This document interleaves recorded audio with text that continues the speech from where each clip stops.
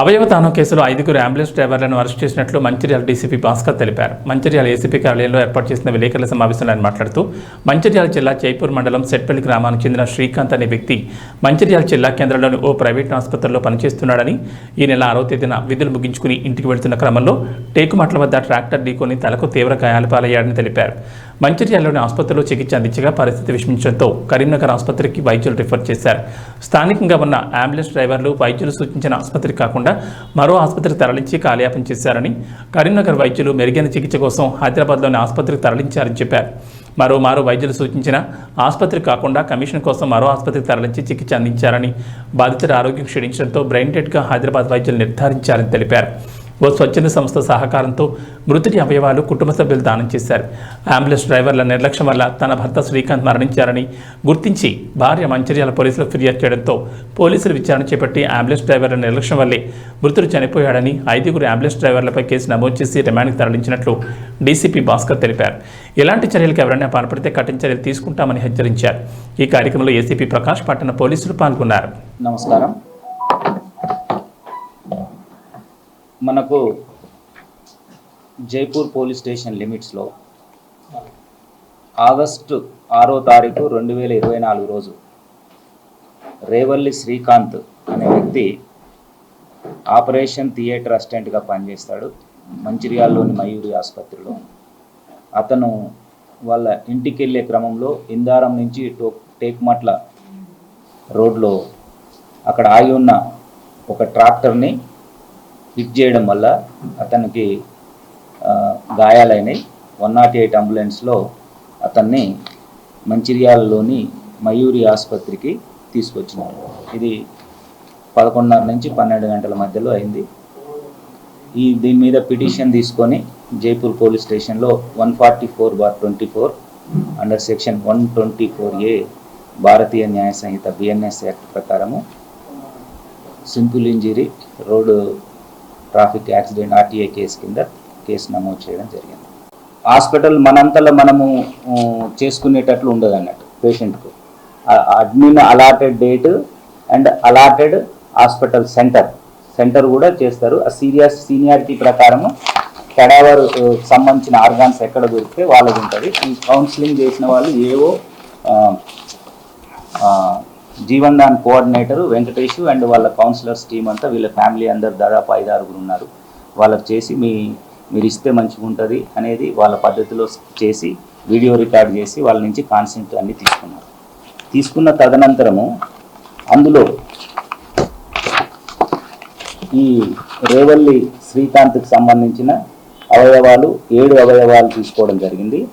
కిడ్నీలు 2, liver, heart, lungs and 2 కళ్ళకు సంబంధించిన కంటి శుక్లాలు కార్నియా.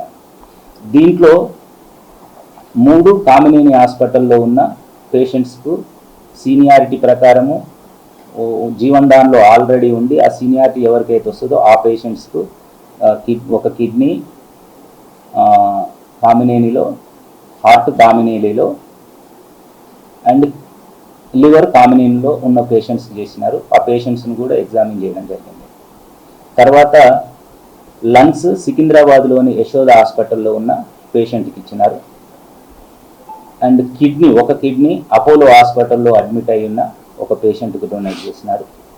అండ్ 2 కార్నియాలు కంటి శుక్లాలు సరోజినీదేవి ఐ హాస్పిటల్కు అక్కడ పేషెంట్స్కి ఇచ్చినారు. రేవల్లి శ్రీకాంత్ వాళ్ళ కుటుంబ సభ్యులు తీసుకున్న ఒక నోబుల్ నిర్ణయం వల్ల 7 వ్యక్తులు ప్రజెంట్ జీవనంలో ఉన్నారు.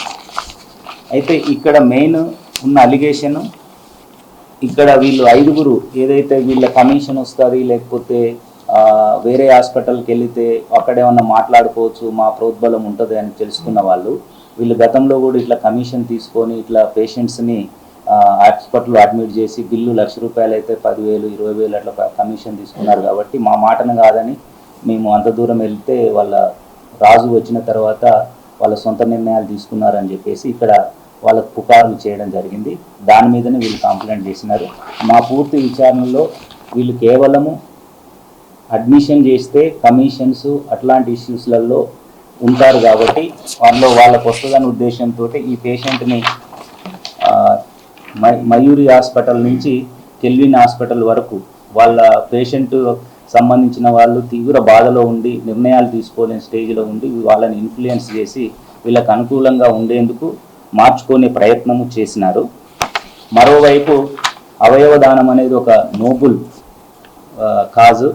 ఇది ప్రతి ఒక్కరూ ఎంకరేజ్ చేయాల్సిన విషయము. దురదృష్టవశాత్తు ఒక వ్యక్తికి జరగరాని సంఘటన జరిగి బ్రెయిన్ డెడ్ లాంటి ఇచ్చినట్టయితే మళ్ళీ ఆ వ్యక్తి ఒక 7గురికి ప్రాణదానం చేసే అవకాశం ఉంటుంది. ఇప్పటికే భారతదేశంలో అవయవాలు అవసరమైన వాళ్ళు పేషెంట్స్ ఎంతోమంది వేల మంది ఉన్నారు.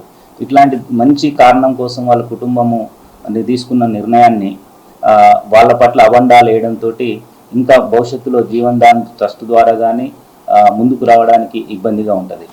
ఇంకొక విషయము, మన మంచిర్యాల అనేది ప్రముఖమైన పట్టణం. దాదాపు 3 రాష్ట్రాల ప్రజలు, వివిధ జిల్లాల ప్రజలు మెడికల్ హబ్గా ఉన్నది. ఈ హబ్గా ఉన్నదాన్ని అవకాశం చేసుకొని కొంతమంది ఈ కమిషన్ పేరుతోటి డాక్టర్లను ప్రలోభపెట్టడం, డాక్టర్లు ఇతరులను ప్రలోభపెట్టడం జరుగుతుంది. ఇది మనకు 2వ కేసు కాబట్టి వీళ్ళపైన నిఘా పెడతాము. అండ్ డాక్టర్స్ కూడా నా యొక్క సిన్సియర్ విజ్ఞప్తి, ఏ ఒక్క మిడిల్ మ్యాన్ని ప్రోత్సహించొద్దు.